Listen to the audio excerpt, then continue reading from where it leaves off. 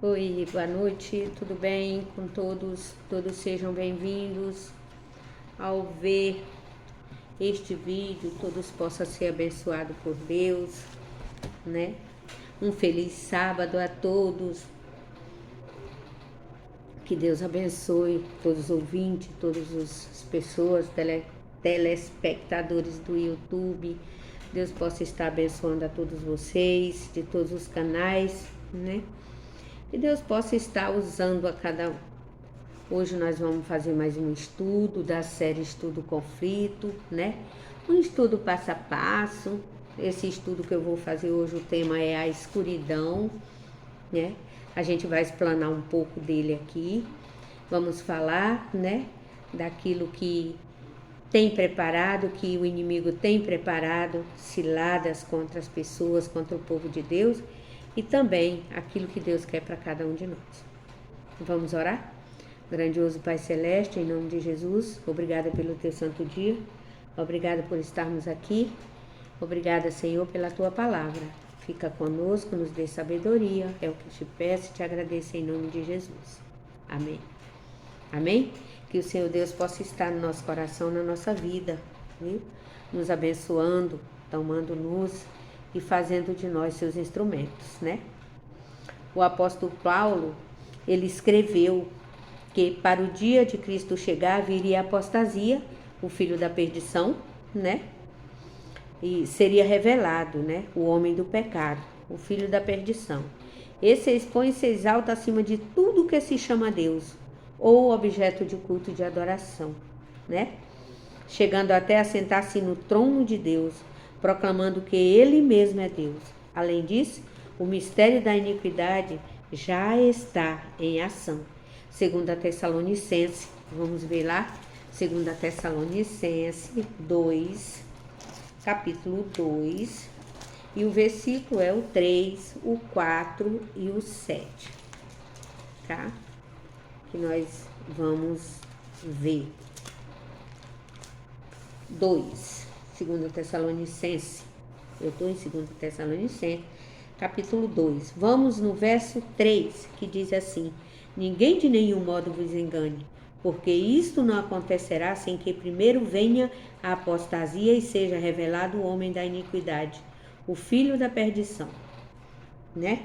O 4 diz também: o qual se opõe e se levanta contra tudo que se chama Deus, ou é objeto de culto, a ponto de assentar-se no santuário de Deus, ostentando-se como se fosse o próprio Deus, viu? Vamos no 7 também. Com efeito, o mistério da iniquidade já opera, e guarda somente que seja afastado aquele que agora o detém, né? O mistério da iniquidade, ele já opera hoje na humanidade, né? Vamos lá. Até mesmo naquela época, o apóstolo identificou erros sendo infiltrado, que preparariam o caminho para esse mistério que é o papado, né? Pouco a pouco, o ministério da iniquidade realizou sua obra de engano. Os costumes do paganismo encontraram lugar dentro da igreja cristã, mas foram, contudo, por um tempo, durante as intensas perseguições. Naquela época, nós sabemos que houve várias perseguições para com os cristãos, né? Porque quem mandava era só uma igreja que comandavam, né? E obrigavam praticamente as pessoas a não servir e a não fazer a vontade de Deus, né? Vamos aqui na página 26. Aí diz mais: o compromisso entre paganismo e cristianismo resultou no homem do pecado, que a profecia predissera.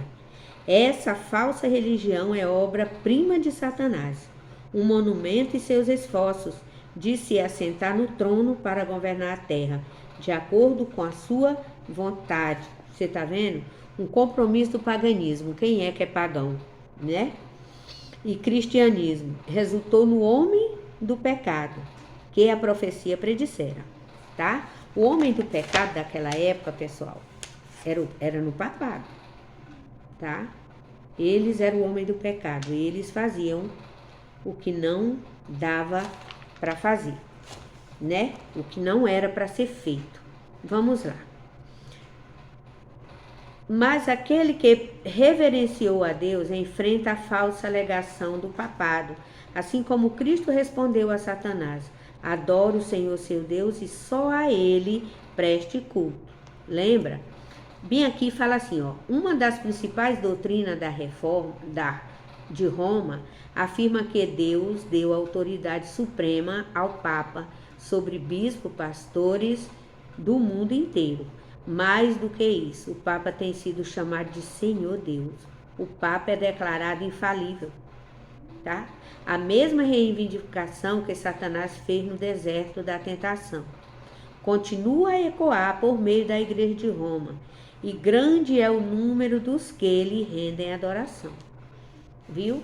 E a Bíblia deixou bem claro com Jesus que somente ao Senhor Deus, Jesus falou para Satanás, somente ao Senhor seu Deus adorarás. E em Roma, todos sabemos, meus queridos, que o Papa ele é adorado por muitos, e não pode ser adorado. Somente a Deus, tá? Pode ser adorado. Aqueles que reverenciam a Deus enfrentam a falta alegação. Falta alegação do quê? Do papado. Porque primeiro eles querem que a gente adore ao Papa. E quem conhece a Bíblia adora primeiro a Deus, tá? Cristo, ele respondeu a Satanás: adore o Senhor seu Deus e só a ele prestará culto. Está lá em Lucas 4:8. Deus nunca nomeou nenhum homem para ser chefe dele aqui na terra. Para ser chefe e preste culto aqui na terra. Deus, ser chefe da igreja aqui na terra. A supremacia papal é contrária às escrituras. O Papa não pode ter poder sobre a igreja de Cristo, exceto por meio de uma reivindicação falsa. E é falso, porque ele não tem poder com a igreja de Cristo. Por quê? Porque Deus não nomeou ninguém aqui na terra, nem para santificar ninguém, nem para receber confissão de pecado de ninguém. Deus não nomeou, tá? Aí diz mais aqui. A Igreja Católica Romana acusa os protestantes de se separarem deliberadamente da Igreja verdadeira, mas foi ela que se afastou da fé de uma vez por toda, confiada aos santos. Livro de Judas, versículo 3. Só tem um capítulo e o versículo é o 3. Deixa eu te falar. A gente é taxado como hereges. A gente é taxado como povo desobediente que não busca Deus. A gente é taxado como povo rebelde. Só que rebelde foi a igreja que deixou de fazer a vontade de Deus para fazer a vontade do homem aqui na terra, tá? Então, o rebelde não é o povo de Deus, é quem fazia. Agora eu te pergunto, quem fez a igreja fazer isso? Quem foi que quis colocar, que colocou em si a igreja contra os princípios de Deus? Quem foi? Foi Satanás. Sabemos que foi Satanás, que os homens não foram só. Satanás o induziu a fazer isso. Os induziram.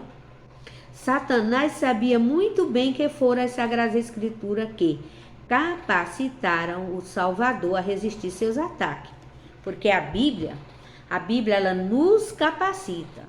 Se nós estudarmos a Bíblia, fazendo a vontade de Deus, buscando a Deus, procurando a conhecer, o adorando em espírito e em verdade, ela nos capacita a resistir às tentações. A Bíblia nos capacita a isso, tá? Aí diz mais. Cristo lhes apresentava o escudo da verdade eterna, dizendo: está escrito. Ele disse: está escrito para Satanás, está escrito, somente ao Senhor teu Deus adorarás, né? Ele falou, está escrito. Aí aqui diz mais: para que Satanás mantenha seu controle sobre o povo e estabeleça a autoridade de usurpador papal, ele deve manter as pessoas em ignorância quanto à Bíblia. precisa esconder e suprimir as sagradas verdades. Olha, ele não deixa as pessoas ler a Bíblia. Irmãos, protestantes, pessoas que se dizem servir a Deus, tá todo dia da igreja, não conhece um versículo bíblico. Católicos sabem que a Bíblia dirige os passos, mas ele não conhece a Bíblia. Não. Quem faz isso? Satanás. Por quê? Para as pessoas não descobrir a verdade e não ter força para lutar. Entenderam? Aí diz assim: por centenas de anos a Igreja Católica proibiu a circulação da Bíblia. O povo era proibido de lê-la. Eles não deixam ler. Não deixavam ler e nem deixam, né?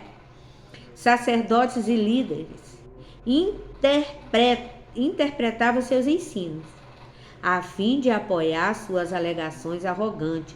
Dessa maneira, o Papa passou a ser reconhecido por quase todos como governante designado por Deus para a terra. Por quê? Porque era só ele que fazia. Tudo era ele que fazia. O povo não tinha autoridade para chegar, entendeu? Na palavra de Deus. Não podia estudarem a palavra de Deus. Então, tudo que aqueles homens falavam, que o inimigo colocava na mente daqueles homens, eles faziam e o povo cria. E foram trocando a verdade, jogando a verdade, fazendo tudo o contrário do que Deus quer. Entendeu? A mudança. A profecia declarou que o papado tentaria mudar os tempos e o quê? As leis, Daniel 7:25. E mudaram, tá? Em substituição à adoração a ídolo, adoração à imagem, relíquia, foi gradualmente introduzida na adoração cristã o decreto de um concílio geral, finalmente estabeleceu a idolatria. O inimigo lutou tanto, que foi estabelecido a idolatria, entendeu? A adoração à imagem, como fala aqui, ó, adoração de imagem foi uma das corrupções no cristianismo, que se infiltraram furtivamente na igreja, quase sem se notar ou observar. Uma prática após a outra foi introduzida, de maneira relacionada e tão gradual que a igreja se tornou profundamente afundada na idolatria e prática, quase sem sofrer qualquer objeção firme. Quando finalmente houve a tentativa de extirpá-la, o mal já se encontrava enraizado, de maneira profunda demais para ser resolvido. Você viu? A idolatria foi colocada, a adoração à imagem, tudo que não pertencia a Deus, tá? Decreto de concílio, né? Foi tudo colocado. Quando eles acordaram para o tempo, já estava enraizado. Já estava a adoração a Maria, já estava a adoração a outros deuses, adoração ao próprio Papa, a confissão de pecado ao homem, já estava tudo ali enraizado. E eles não puderam mais tirar. Os líderes consagrados da igreja mexeram também no quarto mandamento, trocaram o quarto mandamento do sábado para o domingo, como Constantino fez, né? Aí diz aqui, ó, líderes não consagrados da igreja mexeram com o quarto mandamento, anulando o antigo sábado do dia de Deus, que Deus havia abençoado e santificado, lá em Gênesis 2, 2 e 3, e em seu lugar exaltar a festa pagã, observada como venerável dia do sol, que era o domingo, né? No primeiro século, todos os cristãos guardavam o verdadeiro sábado, mas Satanás atuou para fazer prosperar sua vontade, né? A igreja transformou o domingo em uma homenagem à ressurreição de Cristo. Culto religioso era realizado no domingo, porque Cristo ressuscitou no domingo. Eles pegaram, além de colocar adoração a Maria, eles colocaram que domingo era dia de festa, mudaram o sábado para o domingo, guardai domingos e festa, colocaram, né? Constantino fez isso, mudando a lei de Deus, transformando as coisas, os cultos religiosos naquele dia, deixando o grande dia da criação, que foi criado pelo Criador, para trás, né? Aí diz assim, visto como um momento de recreação. Além disso, o verdadeiro sábado continuava a ser observado por alguns. Aqueles que eram considerados santos ainda guardavam o sábado, mas estava meio que, entendeu? Escondido, outros estavam meio, se era sábado, se era domingo, tá entendendo? Antes de Cristo vir à Terra, Satanás inspirara os judeus a encher o sábado de regras. Por que essa regra? Para que o povo se cansasse, para que o povo rebaixasse o santo sábado do Senhor, tá? Tornando o sábado um fardo, aproveitando da falsa luz que havia lançado sobre o sétimo dia, fez pessoas desprezarem como uma instituição judaica, enquanto os cristãos em geral continuavam a observar o domingo como um alegre dia de festa, e não era, e fazer do sábado um dia de tristeza e melancolia. O sábado, sendo o dia mais alegre, se tornou um dia triste, tá? O imperador Constantino proclamou um decreto, né, transformando o domingo em uma festa pública em todo o Império Romano, tá?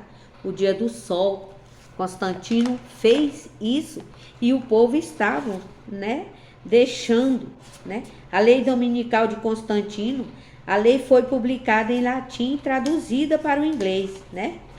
Então ele colocou uma lei ali, tá? Como ele colocou aquela lei, daí não tinha que cumprir, o povo tinha que cumprir, né? Aqui demais. O arqui-enganador não havia completado sua obra, Satanás não havia completado sua obra. Estava determinado a exercer poder por meio de líder que escolhera, o orgulhoso pontífice, que alegava representar Cristo. Grandes concílios foram realizados, dos quais participavam autoridades, né, do mundo inteiro, né?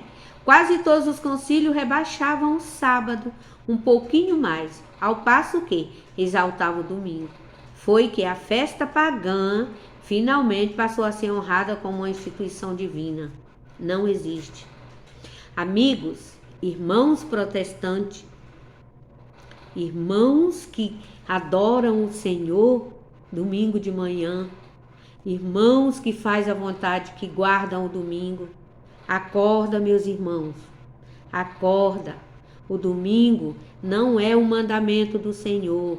O domingo é o primeiro dia da semana, tá? Acordem, estudem a Bíblia, que vocês estão acompanhando o catolicismo do engano. Ok? Cuidado, muito cuidado. Não pisem no sábado, cuidado, viu? Aqueles que me amam guardam os meus mandamentos. E não está no Velho Testamento, está no Novo, viu? Cuidado, estudem mais. Um pouquinho mais, o passo que exaltava o domingo. Foi assim que a festa pagã finalmente passou a ser honrada como uma instituição divina. Enquanto as pessoas começaram a considerar o sábado bíblico uma relíquia do judaísmo, pronunciando uma maldição sobre sua observância. Alguém já me disse assim: aquele que guarda o sábado é debaixo de maldição. Viu? Cuidado, cuidado. Estuda a Bíblia, texto e contexto, para você entender, ok? A escuridão, o tema do estudo é a escuridão, tá? Essa escuridão é por quê? Por causa de todas essas coisas que aconteceram, que foram mudadas na lei de Deus e muitas outras, tá? Vamos lá. O grande apostato obteve êxito em se exaltar acima de tudo que se chama Deus ou objeto de adoração. 2 Tessalonicenses 2,4. Ele ousou mudar o único mandamento da lei divina, que aponta para o Deus vivo e verdadeiro. O quarto mandamento revela que Deus é o Criador, viu? a fim de comemorar a obra da criação. Deus santificou o 7º dia como o dia do descanso para a humanidade. Foi designado para manter Deus sempre vivo na mente das pessoas como objeto de adoração. Satanás trabalha para afastar os seres humanos da obediência à lei de Deus.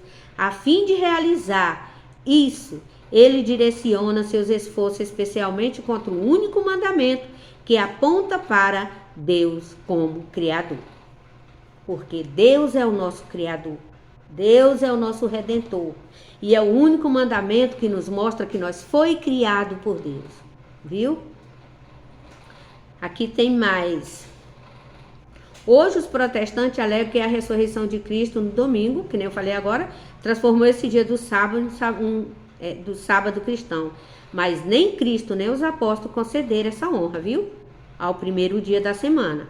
A observância do domingo teve origem no ministério da iniquidade, segundo a Tessalonicenses, que já havia começado sua obra desde os dias de Paulo. Que razão alguém pode dar para uma mudança que as escrituras não autorizam? Cuidado mais uma vez, tá? Cuidado mais uma vez. Diz aqui. Eu li, né? Data. Profecias. Um importante princípio para a interpretação das profecias de tempo e princípio dia, ano, segundo o que um dia profético equivale a um ano, calendário. Alguns motivos bíblicos para essa compreensão. Princípio dia, ano está em harmonia com a maneira simbólica de interpretar a profecia. As bestas são os reinos, os chifres são poderes, os oceanos são povos.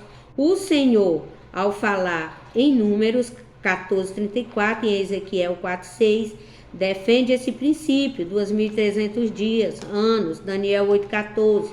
Abrangiu a história dos impérios, medo-persa, grego, romano, conforme o anjo explica no verso 19. A visão refere-se aos tempos do fim, viu? E esses impérios duraram muito mais do que 2.300 dias literais, tá? E, portanto, nada se encaixa a não ser o princípio, dia, ano, Daniel 11. Há uma expansão de profecia no capítulo 8, porém, não é simbólica, pois por 3 vezes ele refere a anos, como paralelos de dia, Daniel 8:14. O anjo explicou a Daniel que essa profecia dizia respeito ao tempo de onde? Do fim. Tudo aquilo que Daniel viu lá, essas coisas que foi acontecido, hoje no tempo do fim nós íamos esquadrinhar e iam ver, tá?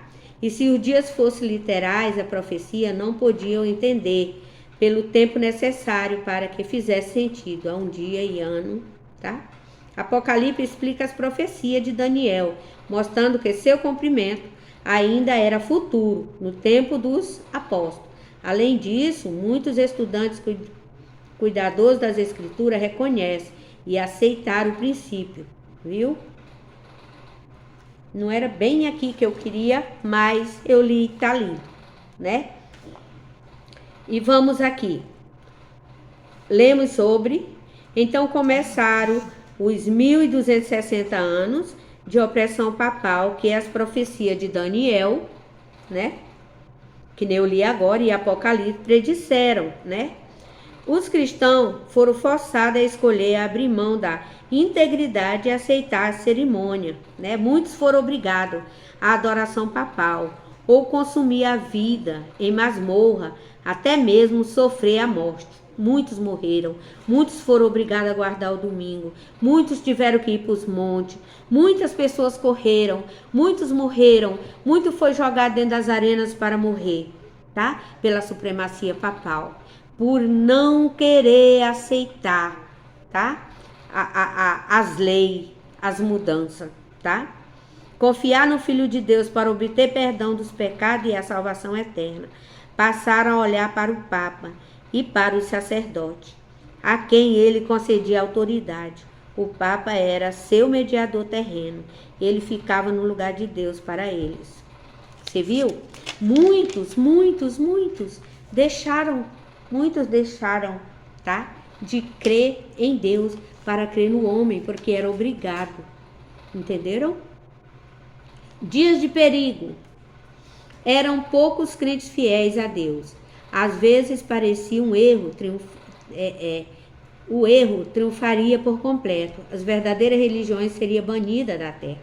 As pessoas perderam o evangelho de vista e passaram a carregar fardo de requerimentos difíceis. Viu? Difícil. Passaram a carregar fardo, porque não cria mais no verdadeiro evangelho. Tá? Por volta do fim do 8º século, aqueles que apoiavam o Papa afirmavam que, na era primitiva da Igreja, o bispo de Roma tinha o mesmo poder espiritual que seus sucessores. Afirmavam ter. Monges forjaram escritos antigos, decretos, concílio, dos quais ninguém nunca ouvira falar. Antes foram descobertos, consolidando a supremacia do Papa desde os tempos mais remotos. Viu? Né? Senhor, a adoração à imagem se disseminou, como eu falei no começo, por toda parte. As pessoas acendiam vela diante das imagens, alcancei muito isso, né? Pedindo ajuda para um santo que não vê, tem boca, mas não fala, tem ouvido, mas não ouve, tem olho, mas não vê. Mas as pessoas acendiam uma vela e iam fazer pedido para aquele santo, né? Tudo ignorância de pessoas romanas que não queriam aceitar o evangelho verdadeiro e queria mudar para que pudesse ser adorado. Se eu tivesse um tempo, eu ia ler e reler e vocês iam entender melhor. Mas um dia eu ainda vou fazer esse estudo por completo para vocês verem como o povo sofreu, o povo daquela época. No século XI, o Papa Gregório proclamou que a igreja nunca havia errado, nem mais erraria, de acordo com as escrituras, mas não apresentou nenhuma prova bíblica para confirmar sua alegação. Não apresentou. Então, errou. E errou feio. Com ideias falsas. Um dos principais ensinos falsos era a crença de que somos imortais por natureza e consciente após a morte. Mentira. Nós não somos imortais por natureza e nem temos consciência após a morte. Tudo mentira, viu? A ceia do Senhor foi substituída pelo sacrifício idólatra da Eucaristia. Sacerdotes papais alegavam transformar o simples pão e vinho no verdadeiro corpo de Cristo. Viu? Tudo falso, tudo falso. Conclusão. Com o sangue dos santos, ainda fazia, né? Conclusão. O corpo dilacerado de milhões de mártires chama a Deus por vingança desse poder apostado. O Papa havia se tornado o despota do mundo. Reis e imperadores se submetiam ao secreto do pontífice romano. Por centenas de anos, as pessoas aceitaram as doutrinas de Roma sem questionar, honravam o clero e sustentavam liberalmente. Desde então, a Igreja Católica nunca conquistou maior dignidade e esplendor ou poder. No meio-dia do papado, foi a meia-noite do mundo. As escrituras eram praticamente desconhecidas. Os líderes papais odiavam a luz que revelaria seus pecados. Como foi removida a lei de Deus? O padrão de justiça, vício, era praticado sem restrição. Os palácios dos papas e dos líderes da igreja eram cenário de vil imoralidade. Alguns dos papas eram culpados de crime tão revoltante que governantes seculares tentaram depor, por serem monstro, perverso demais para ser tolerado durante séculos. A Europa não fez progresso nenhum no ensino, nas artes e na civilização. Uma paralisia moral e intelectual havia recaído sobre a cristandade.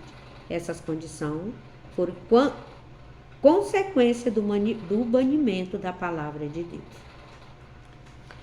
Meus irmãos, deixa eu falar para vocês que a palavra de Deus ela foi mudada os tempos e a lei. Foi banido naquela época a palavra de Deus. Teve pessoas que quando foram para o martírios falaram claramente, Vocês estão matando nós, mas o sangue de cada um de nós é semente. E nós vamos se espalhar. E assim se fez. E hoje estamos espalhados em toda a terra, pregando o evangelho, simples como eu estou pregando. Outros pregam com mais vigor, com mais autoridade, né? Porque tem mais sabedoria. Mas o passo a passo que a gente está estudando, a gente mostra. Eu vou refazer esse estudo, mas eu vou refazer ele com a graça de Deus num celular maior que cabe ele todinho e eu possa explicar da maneira mais ainda simples para muitos aprenderem. O meu público é um público de 50 a 100 a 120 anos. Eu espero em Deus que todos estejam vendo e estude, tá? Me peça mais, que eu faça mais e que Deus possa abençoá-los vocês. Que esse estudo, a escuridão, ele mostra nesse estudo o quanto que o povo de Deus sofreram e como mudar os tempos e as leis de Deus. Eu espero em Deus que vocês aprendam mais, que o YouTube explane esse vídeo e ele possa entrar nas suas casas, nas suas mentes, no seu coração. Portanto, vamos orar a Deus e pedir ao Senhor a graça e a misericórdia do Senhor. Em nome do Senhor Jesus, obrigada, Senhor, pela sua palavra. Nos abençoe e nos ilumine. Que as bênçãos do Senhor estejam sobre nós. Nos dê um sábado de paz, de amor, debaixo da tua proteção, em nome de Jesus. Que Deus possa abençoá-los e que um dia nós possa ter um estudo mais avançado e eu possa estar liberando para vocês a cada dia um estudo mais e mais. Assina Maria dos Anjos Estudo Bíblico, se inscreve para que nós estude a Bíblia junto. A intenção é estudar a Bíblia junto, não é ganhar milhões, é estudar a Bíblia junto. Jesus está voltando. Vamos estudar de maneira simplificada.